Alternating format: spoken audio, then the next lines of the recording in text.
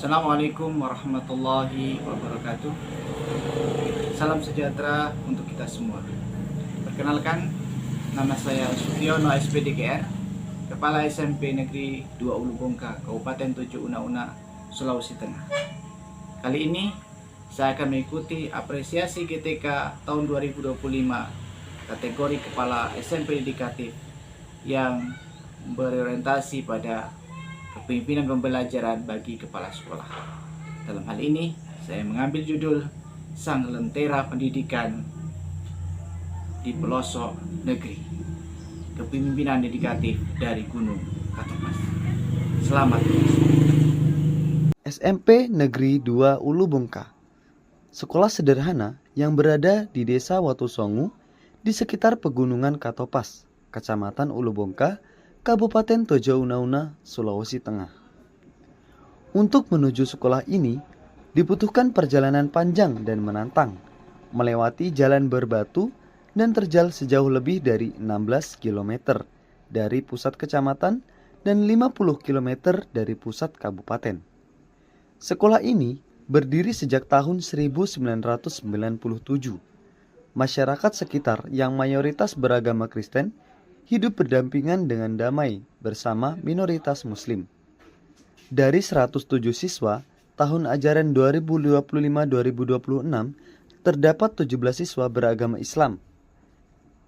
Keberagaman ini melahirkan suasana saling menghormati dan toleransi yang tinggi.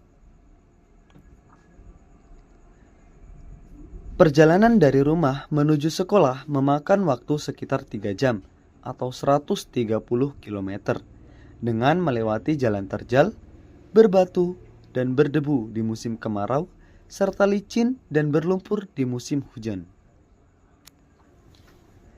Banyak sarana yang rusak, terbengkalai, atau belum dimanfaatkan sebagaimana mestinya, seperti perpustakaan, laboratorium komputer, dan ruangan OSIS. Rendahnya disiplin dan motivasi belajar siswa, serta minimnya literasi digital bagi guru. Dari segala tantangan yang ada, beberapa aksi yang saya lakukan adalah sebagai berikut. Meningkatkan kompetensi guru dan staf melalui pemanfaatan teknologi. Melalui komunitas belajar atau Katopas Ceria yang saya bentuk, saya dapat memfasilitasi berbagai praktik baik bersama guru-guru untuk belajar dasar-dasar komputer, pembuatan media ajar, penyusunan bahan ajar digital, hingga penggunaan kecerdasan buatan atau AI sebagai alat bantu pembelajaran. 2. Menghidupkan kembali fasilitas sekolah yang tidur. Pembenahan dan penataan kembali perpustakaan sekolah.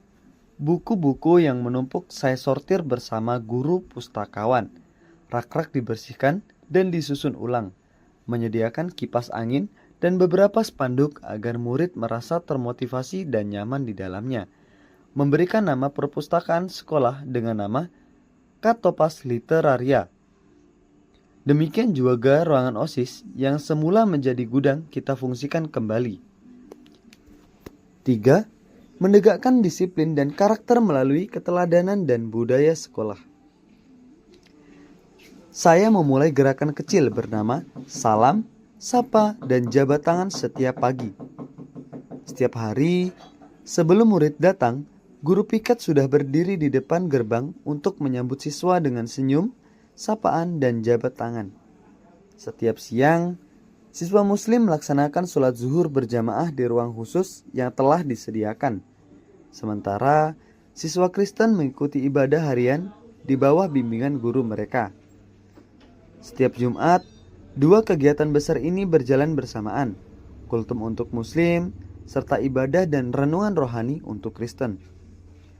Sekolah juga rutin menyelenggarakan peringatan hari besar keagamaan seperti Maulid Nabi dan Natal, sebagai wujud penguatan nilai toleransi dan keberagaman antar umat beragama. Selain itu, saya menginisiasi penyusunan dan pengesahan tata tertib sekolah yang melibatkan komite, orang tua, dan pengawas sekolah.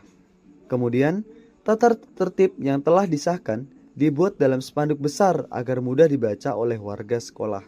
Dalam menumbuhkan karakter positif siswa, sekolah melaksanakan program 7 kebiasaan anak Indonesia hebat melalui sosialisasi, pemasangan spanduk motivatif, dan penggunaan jurnal kontrol kebiasaan. 4.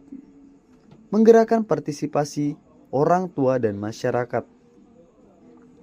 Sekolah menyelenggarakan kerja bakti bersama dalam pembenahan pagar keliling sekolah.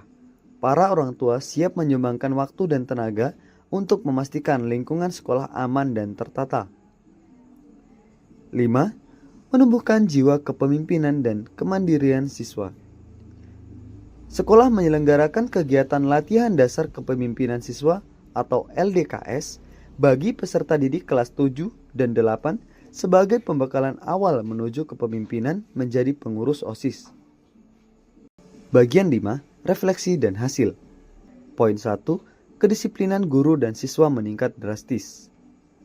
Melalui budaya salam, sapa, dan jabat tangan, tingkat kehadiran guru yang sebelumnya rata-rata 65% kini naik sekitar 95%.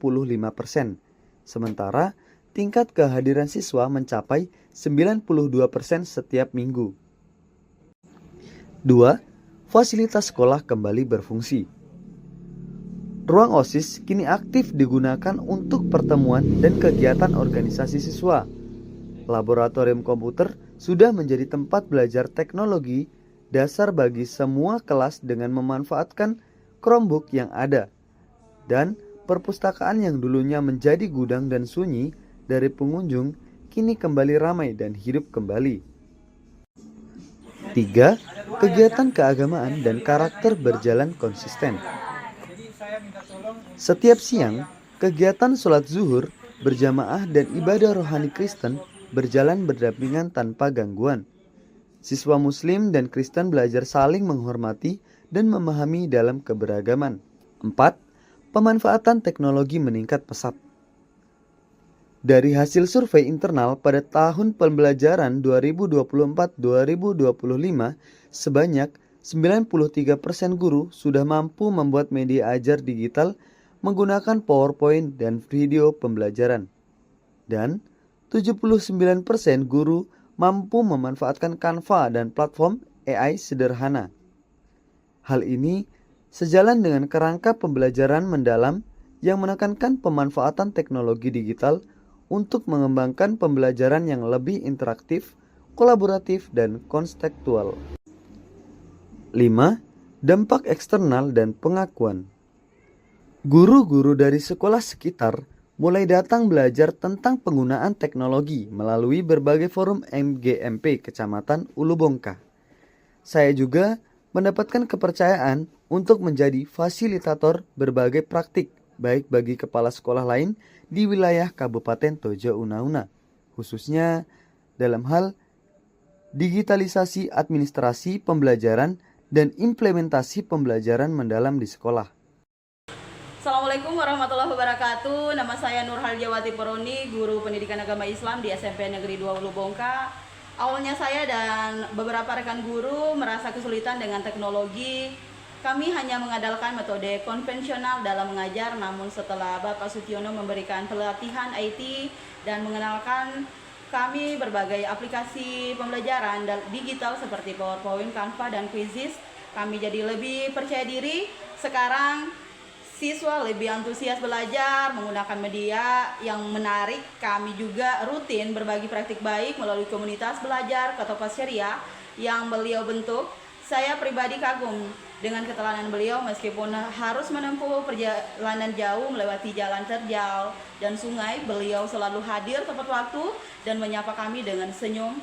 Sosoknya benar-benar menjadi teladan kepemimpinan yang rendah hati dan inspiratif. Terima kasih. Kini suasana sekolah berubah. Guru-guru mulai berkolaborasi, siswa datang dengan senyum dan semangat baru, dan perpustakaan yang dulu sunyi kini kembali hidup. Dari tempat terpencil ini, cahaya perubahan perlahan tumbuh memantulkan semangat belajar yang tak lagi mengenal batas. Terima kasih.